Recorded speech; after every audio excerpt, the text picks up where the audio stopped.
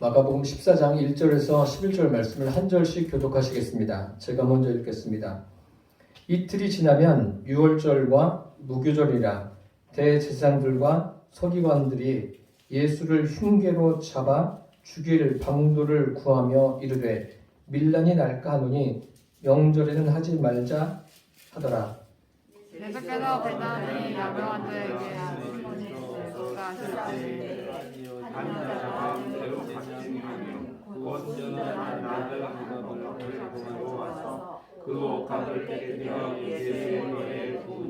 어떤 사람들이 화를 내어 서로 말하되 어찌하여 이 향유를 허비하는가? 이 향유를 300데나리온 이상에 팔아 가난한 자들에게 줄 수 있겠도다 하며 그 여자를 책망하는지라. 예수께서 이르시되 가만두라. 너희가 어찌하여 그를 괴롭게 하느냐? 그가 내게 좋은 일을 하였느니라. 가난한 자들은 항상 너희와 함께 있으니 아무 때라도 원하는 대로 도울 수 있거니와 나는 너희와 항상 함께 있지 아니하리라. 그는 힘을 다하여 내 몸에 향유를 부어 내 장례를 미리 준비하였느니라. 내가 진실로 너희에게 이르노니 온 천하에 어디서든지 복음이 전파되는 곳에는 이 여자가 행한 일도 알아요. 그를 기억하리라 하시니라. 12 중에 하나인 가룟 유다가 예수를 넘겨주려고 대제사장들에게 감해 그들이 듣고 기뻐하여 돈을 주기로 약속하니 유다가 예수를 어떻게 넘겨줄까 하고 그 기회를 찾더라. 아멘. 오늘 말씀의 제목은 깨뜨리고 허비합시다. 이런 제목으로 함께 은혜를 나누겠습니다. 예수님은 옥합을 깨뜨린 여인을 변호하십니다.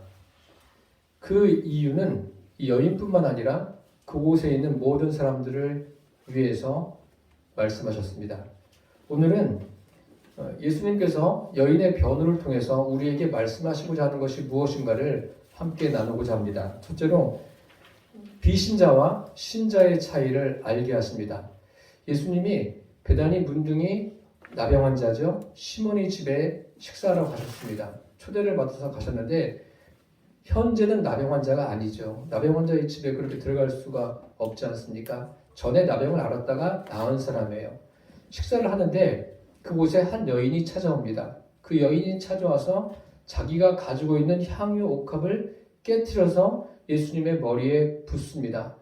이 사건이 다른 복음서에도 기록되어 있는데 다른 복음서에는 이 사람의 이름을 밝히고 있습니다. 한 여인이 마리아라고 말하고 있습니다. 마리아가 자기가 가지고 있는 향유 옥합을 깨트려서 예수님께 붓습니다.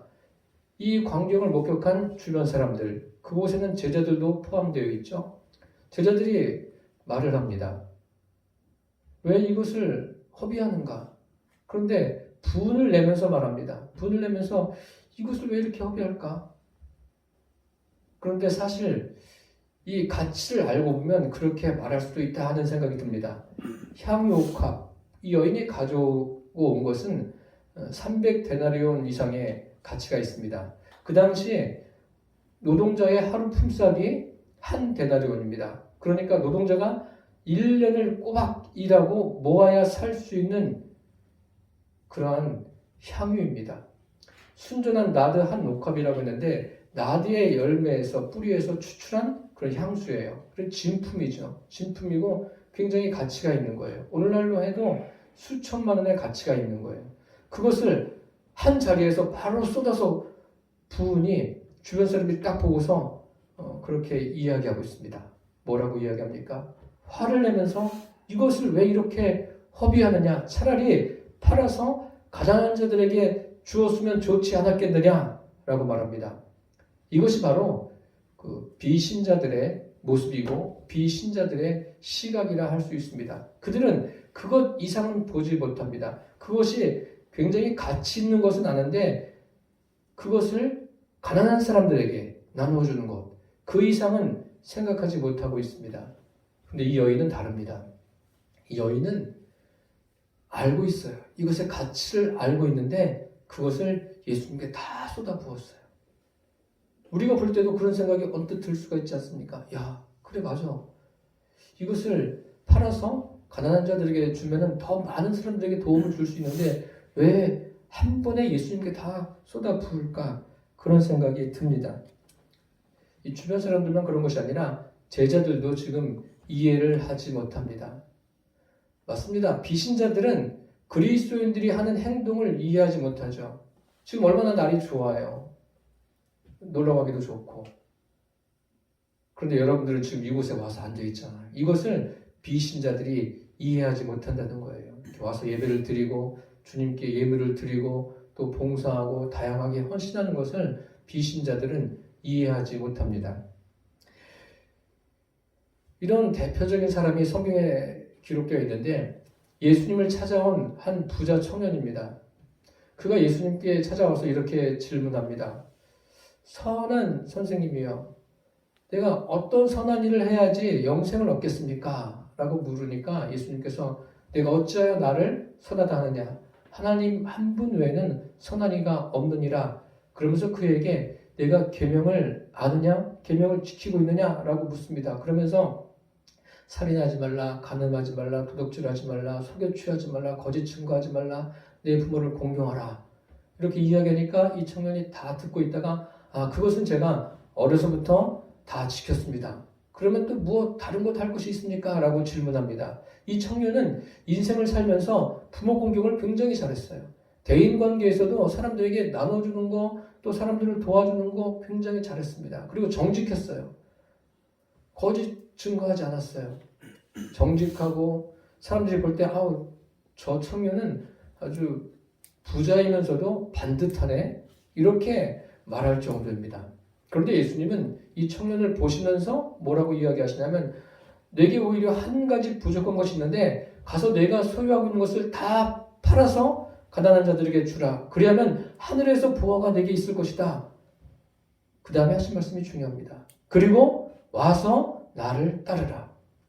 예수님께서 분명히 이 청년에게 원하는 대로 그 영생의 길을 말씀해 주셨어요. 이 청년이 예수님의 말씀대로 가서 자기 것을 다 팔아가지고 가난한 자들에게 주고 그리고 와서 예수님을 따랐으면 이처럼 복받은 사람은 없을 거예요. 그런데 성경에 어떻게 기록되어 있냐면 예수님이 하신 말씀으로 인해서 근심하며 갔다. 그리고 끝입니다. 더 이상 이 청년에 대한 이야기가 기록되어 있지 않습니다. 이것이 바로 비신자의 모습입니다. 대인관계는 잘 돼 있는데 하나님과의 관계는 전혀 아무것도 안 돼 있는 거예요. 사람들이 볼 때는 저렇게 살면 좋겠구나. 참 잘 산다. 저 사람은 참 성공한 사람이다. 이렇게 이야기할 수 있지만 하나님과의 관계는 전혀 되어 있지 않은 사람. 이런 사람이 바로 비신자입니다. 이 청년이 자기가 소유한 것 때문에 근심하며 간 거예요. 이거를 팔아야 되나 말아야 되나 너무나 아깝다. 그렇게 생각하는 거죠. 자기가 더 소유하고 싶은 마음뿐인 거예요. 그게 자기 삶의 전부니까요. 사람들은요 그렇게 생각합니다. 내가 많은 물질이 생기면 주님 앞에 많이 드릴 수 있다 이렇게 생각하는데 이것은 착각에 불과합니다. 사실 현재 작은 것에도 주님 앞에 하지 못하면 큰 것이 생겨도 그 사람은 거의 할 수가 없어요. 많은 물질이 생긴다고 주님 앞에 많이 드릴 수 있나요? 아니에요. 이것은 작은 것부터 되지 않으면 큰 게 생겨도 되지 않습니다. 지금 예수님의 제자들을 비롯한 그 주변 사람들의 생각이 비슷해요. 왜 저것을 허비할까? 팔아서 딱 계산이 나오는 거예요. 이만큼의 돈인데 가치가 나가는데 그것을 저렇게 허비하냐? 참 어리석은 사람이다. 그런데 진짜 어리석은 사람은 누구입니까? 그렇게 말하는 제자들과 주변에 있는 사람들이 어리석은 사람이에요. 예수님의 제자들은 예수님을 따라다녔지만 비신자에 가까운 거예요. 믿는 것 같지만 비신자에 가깝습니다. 비신자들 중에서도 성실한 사람, 착한 사람, 사람을 도우며 헌신하는 사람이 얼마나 많습니까? 그런데 주님에 대해서는 인색합니다. 이것이 신자와 비신자의 차이점이기도 합니다. 예수님에 대해서는 아무것도 하지 않아요. 오히려 아깝게 생각하고. 우리는 어떻습니까? 오늘 예수님께서 이 한 여인을 변호하시면서 사람들에게 말하고 있습니다. 너희 중심에 무엇을 중요하게 여기고 있느냐? 그것을 주님을 위해서 드릴 수 있느냐?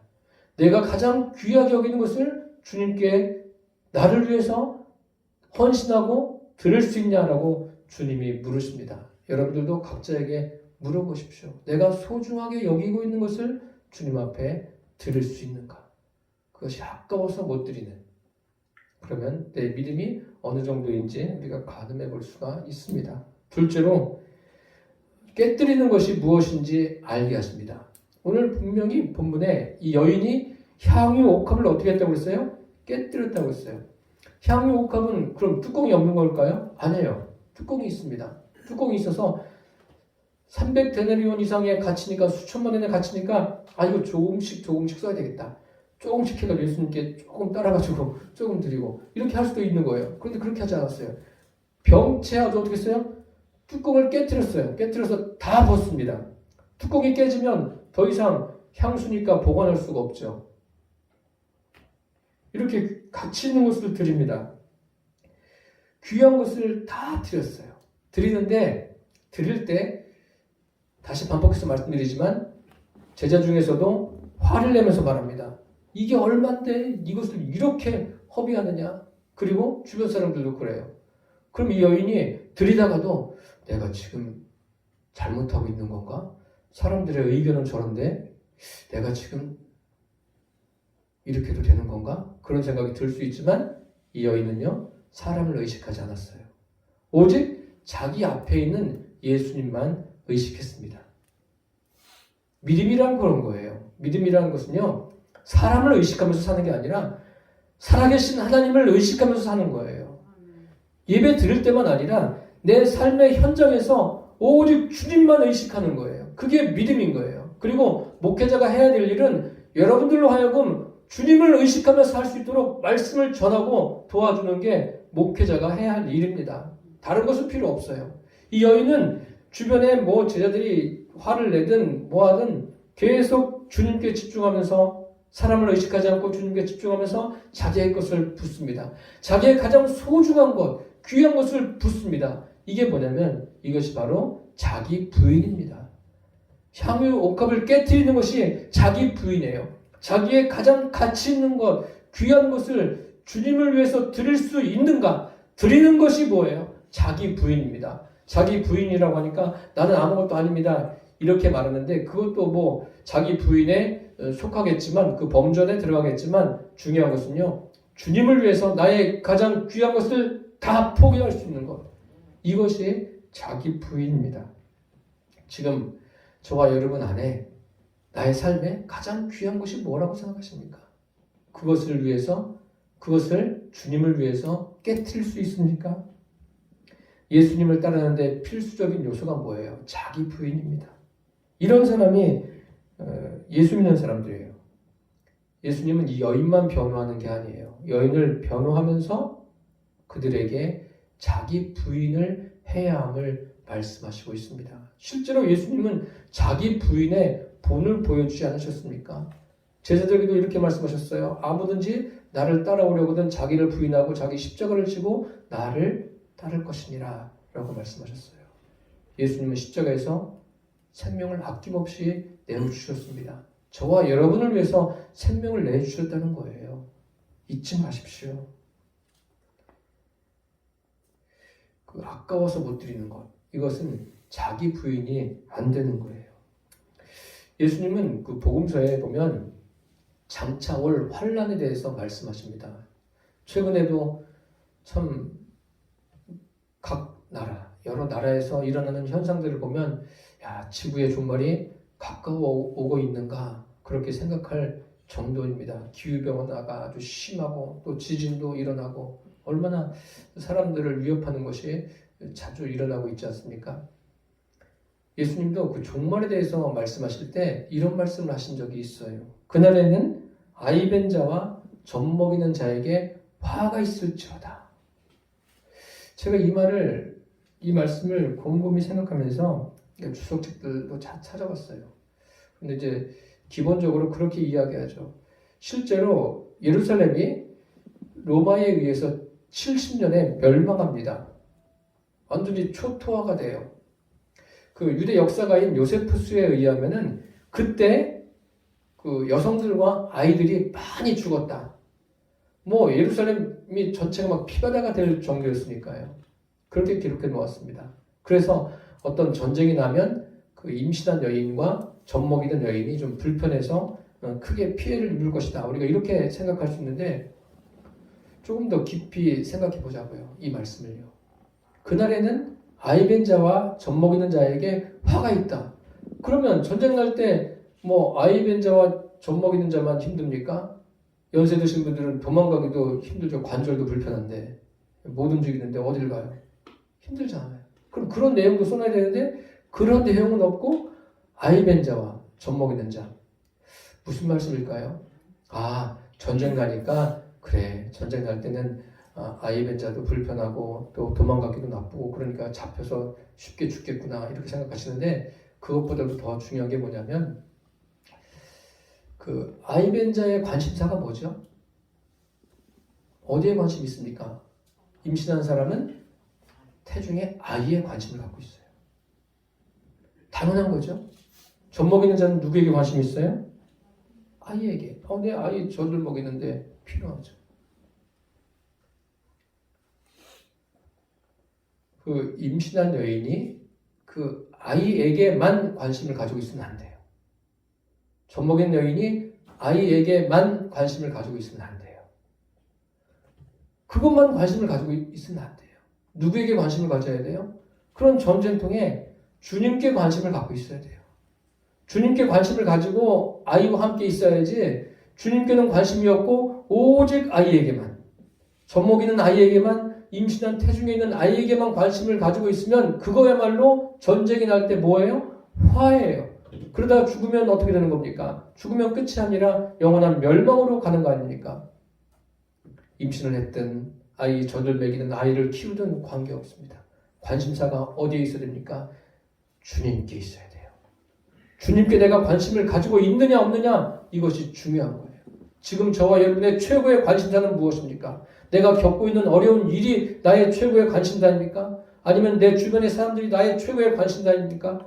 그것이 되지 않기를 바랍니다. 나의 최고의 관심사는 오직 예수님께 있기를 바랍니다. 주님께 나의 최고의 관심사를 두고 영혼 구원의 최고의 관심사를 가지고 살게 되기를 바랍니다. 이 땅의 삶의 시간은 참으로 짧습니다. 제가 부목사 할 때 맡았던 교구에 집사님이 한 분 계신데 어제 어떤 며칠 전에 연락이 왔어요. 세상을 떠났다고. 49살이에요. 평소처럼 잘 지내다가 혈압이 높아가지고 갑자기 갔다는 거예요. 물론 천국을 가서 그것은 참 다행스럽고 감사한 일입니다만 우리가 생각해 봐야 될 것은요. 내가 삶에서 정말 누구에게 무엇에 집중하며 살아가는가.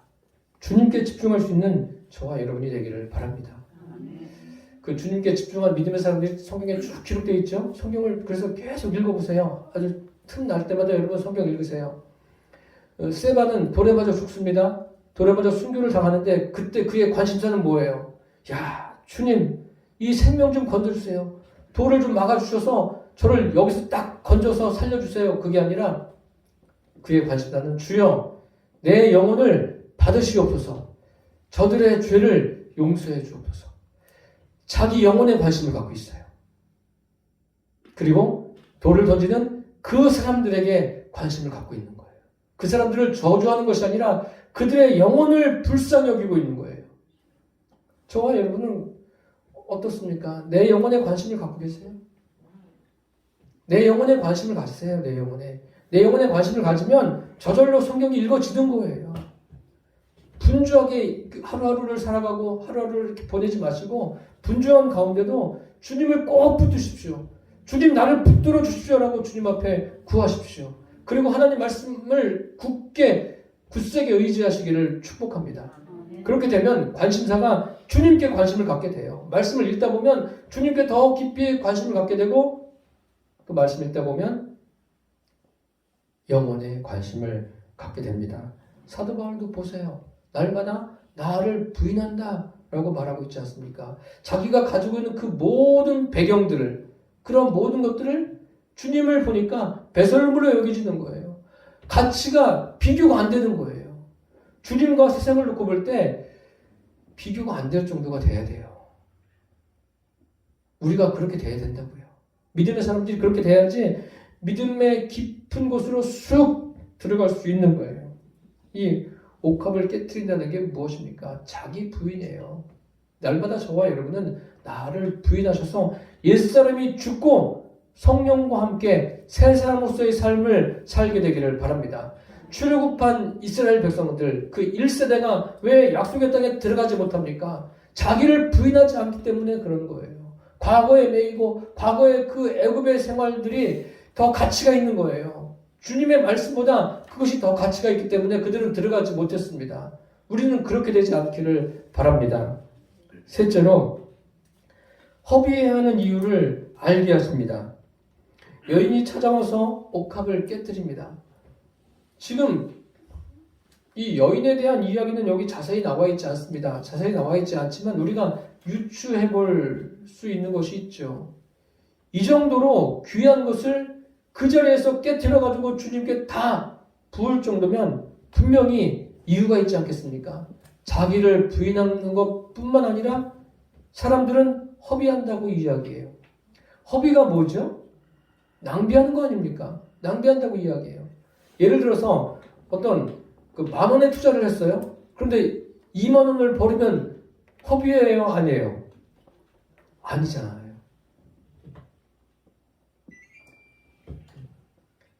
사람들은 그렇게 계산하는 거예요. 그런데 지금 여인이 향유를 다 부어요? 예수님께 부어서 다 쏟아집니다. 그럼 없어진 거 아니에요? 없어졌다고만 생각해요. 세상의 기준은 그런 거예요. 세상의 기준은 눈으로 보여지는 것만 가지고 이야기합니다. 그러나 예수님은 그게 아니에요. 예수님의 시각으로 보는 세상은 그렇지 않습니다. 이 여인은 지금 굉장히 간절한 마음으로 나온 거예요. 절박한 심정을 가지고 나와서 주님 앞에 자기의 가장 귀한 것을 쏟아 붓습니다. 이제 헌금에 관해서, 그 헌신에 관해서 설교할 때 이 부분을 많이 이야기하는데, 이것은 뭐 헌금하고는 그런 헌금 설교가 아니에요. 이것은 주님과의 관계에서 말씀하는 거죠. 우리가 인생을 살면서 가장 긴박하고 절박한 게 무엇인지 아십니까? 영혼 구원이에요. 영혼 구원. 지금이란 이 시간이 굉장히 중요한 거예요. 언젠간 되겠지? 막연하게 그게 되겠습니까, 여러분? 막연하게 가정 복음화가 이루어집니까? 아니, 평생을 기도해도 될까 말까인 거예요. 물론 주님은 어떤 계획을 다 가지고 계시죠. 우리 영적인 눈이 다 열려서 주님의 계획을 다 알고 본다면 그거 참 감사한 일이지만, 귀한 일이지만 우리의 한계 아닙니까? 그런 게. 우리가 알 수 있는 것은 뭐예요? 성경을 통해서 주님이 어떤 계획을 갖고 어떤 일을 하시는가, 그것을 알 수 있을 뿐입니다. 어떤 분은요, 전도할 때 그런 경우가 종종 있었어요. 예수 믿고 구원받으세요 라고 이야기하면 호의적인 사람 중에 믿긴 믿는데요, 나 죽기 전에 믿을 거예요. 죽기 전에 다 믿고 천국 가면 얼마나 멋지겠습니까? 그런데 그날을 누가 알겠습니까? 아무도 알 수 없는 거예요. 예수 믿는 사람들이나 믿지 않는 사람들이나 똑같이 이 세상을 살아가고 있어요. 살아가고 있지만 예수 믿는 사람과 믿지 않는 사람과의 차이는 무엇인지 아십니까? 믿는 사람은 영혼이 살아있어요. 믿지 않는 사람은 영혼이 죽어있는 거예요. 살아있지만 죽어있는 거예요. 가족 가운데도 마찬가지예요. 믿지 않는 사람은 죽어있는 거, 영혼이. 그 영혼을 살려야 돼요. 마치 다윗이 사자의 입과 곰의 입에서 빼앗긴 양을 사자를 치고 곰을 쳐서 빼앗아 오듯이 저와 여러분이 마귀의 소나기에서 그 끌려다니는 그 영혼들을 예수님의 능력으로, 하나님의 말씀의 능력으로 빼앗아 오기를 바랍니다. 주님께로 들어오도록 해야 돼요. 그것이 우리가 이 땅에 존재하는 목적이고 이유입니다. 그냥 뭐 육신이 편안하게 살고 그게 중요한 게 아니에요. 육신이 좀 고통당하면서 살더라도, 어떤 모습으로 살더라도 사람의 사는 모습이 다 달라요. 다르지만 어떻게 살든지 내 영혼이 구원받아야 되고 내 주변에 있는 영혼들을 위해서 저와 여러분이 주님 앞에 구해야 돼요. 영혼 구원을 위해서 힘쓰시기를 바랍니다. 사람들이 왜 옥합을 깨뜨리지 못해요? 소중하니까. 그게 더 소중하니까. 그게 더 귀하니까. 아까우니까 못하는 거예요. 왜 예수님을 믿지 못하는지 아십니까? 여러 가지 이유가 있겠죠. 여러 가지 이유가 있겠지만 현재의 삶을 버리지 못하는 거예요. 현재 내가 소유한 것을 버리지 못하는 거예요. 예수님도 십자가에서 자기를 부인하셨어요. 저와 여러분도 내 안에 계신 예수님을 의지해서, 성령님을 의지해서 날마다 나를 부인하는 삶을 살게 되기를 바랍니다. 깨트리고 허비하셔야 돼요. 누구를 위해서요? 주님을 위해서, 나를 위해서, 타인을 위해서 그렇게 하셔야 합니다. 사도 바울이 그런 거 아닙니까? 옥합을 깨트리고 허비하는데 본을 보인 사람 아닙니까? 사도 바울을 세상적인 기준으로 볼 때 어떻습니까? 세상적인 기준으로 볼 때는 참 답답한 사람이죠. 그렇게 많은 학식을 가지고 많은 배경을 가지고 세상에서 얼마든지 편하게 살 수 있는데 그 길을 간 것이 아니라 고난의 길, 주님이 원하시는 그 길을 갔어요. 보세요. 맨날 매 맞고 억울한 소리 듣고 맨날 오해당하고 죽을 뻔한 고비를 넘기고 그렇게 살다가 결국은 어떻게 해서 순교하지 않았습니까? 이 불행한 삶입니까? 세상의 기준으로 볼 땐 그렇지만 하나님 보실 때는 이게 최고의 삶인 거예요. 이 여인을 보세요. 허비하지 않습니까? 사람들이 허비한다고 그래요? 허비하는데 누구를 위해서 허비합니까? 주님을 위해서. 예수님이 뭐라고 말씀하셔요? 가만두어라. 이 여인을 괴롭히지 말아라. 내게 좋은 일을 했다. 저가 나의 장례를 위해서 준비했다. 그렇게 오랜 시간 동안 예수님을 따라가는 제자들, 예수님의 장례를 위해서 뭘 준비했어요? 다 도망갔죠. 이 여인은 예수님의 장례를 위해서 준비했어요. 이 여인이 행한 일은 어디서든지 증거된다고, 기념한다고 주님이 말씀하고 계시지 않습니까? 사랑하는 성도 여러분, 여러분이 지금 무엇을 소유하고 계십니까? 그거 소유하고 있는 건 이 세상 떠날 때 가지고 가지 못해요. 이 땅에 살아있을 때 하늘로 보내세요. 허비하는 길만이 그 천국으로 보내는 방법 중에 하나입니다. 예수님 안에서 해야 해요. 오늘 7절 말씀을 한번 같이 읽어보겠습니다. 7절 말씀 시작. 가난한 자들은 항상 너희와 함께 있으니 아무 때라도 원하는 대로 도울 수 있거니와 나는 너희와 항상 함께 있지 아니하리라. 이게 무슨 말씀이에요? 가난한 사람들은 항상 너희와 함께 있어서 도울 수 있지만 주님은 그렇지 않다는 거예요. 때가 있다는 거예요. 그 때, 기회 놓치지 말라는 거예요. 지금이 기회인 거예요. 지금 이 시간이, 오늘 예배드리는 이 시간이 내가 주님과 더 친밀해지는 기회예요. 내가 믿음이 더 깊어지는 기회예요. 지금 이 시간이 내가 복음을 전할 수 있는 기회예요. 놓치지 마십시오. 언젠간 돌아오겠지 이렇게 막연하게 생각하지 마십시오. 그래서 전도서는 이렇게 말하고 있지 않습니까? 심을 때가 있고 거둘 때가 있고 일할 때가 있고 쉴 때가 있고 그 전도서 3장의 때에 대해서 이야기하고 있지 않습니까? 지금 찾으려는 말씀이 아니에요. 집에 가서 읽어보세요. 성경 아주 많이 읽으세요. 아무 때나 되는 게 아니에요. 저와 여러분이 옥합을 깨트리는 마음으로 주님 안에서 늘 이렇게 하시기를 바랍니다. 그냥 분주한 삶에 그냥 밀려가지고 언제 시간이 일주일이 후딱 가서 벌써 주일이 됐는지 모르지 마시고 하루하루 놓치지 마세요. 하루하루 허비하지 마십시오. 낭비하지 마시고 주님을 위해서 허비하십시오. 주님을 위해서. 이때를 놓치지 마십시오. 가장 시급한 게 영혼 구원이에요. 내 믿음이 온전히 섰으면 주변 분들의 영혼 구원을 위해서 나의 모든 것을 다 바치십시오. 물질을 드리든지 내 재능을 드리든지 무엇을 해서라도 그들을 주님께로 이끄시기를 바랍니다. 성경에 그런 말씀 있죠. 십자가의 도가 멸망하는 자들에게는 미라는 것이요 구원을 받는 우리에게는 하나님의 능력이다. 왜 그렇습니까? 비신자들은요, 십자가의 그 죽음만 봐요. 죽음만 보니까, 저거 끝이네. 저거 불행이네. 그렇게 이야기하지만, 그리스도인들은 무엇을 봅니까? 십자가 뒤에 예수님의 살아나심과 또 예수님의 승천하심과 다시 오심을 봅니다. 그렇기 때문에 십자가가 하나님의 능력입니다. 그 능력 안에서 저와 여러분의 삶이 하루하루 이어지기를 축복합니다.